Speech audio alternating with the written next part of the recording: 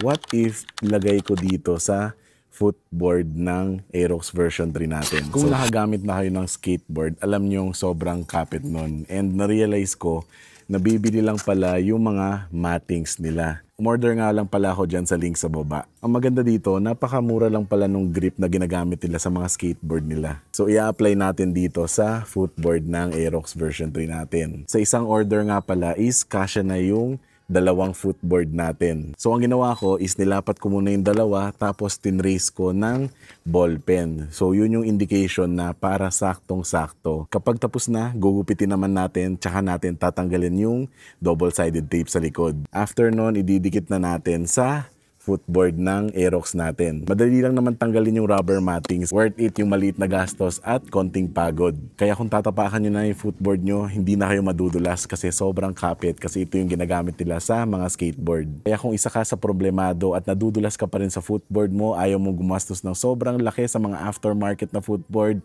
itong hacks na to ang makakatulong sa inyo. Lalagay ko na lang yung link sa baba para maka-order kayo nito. Ingat!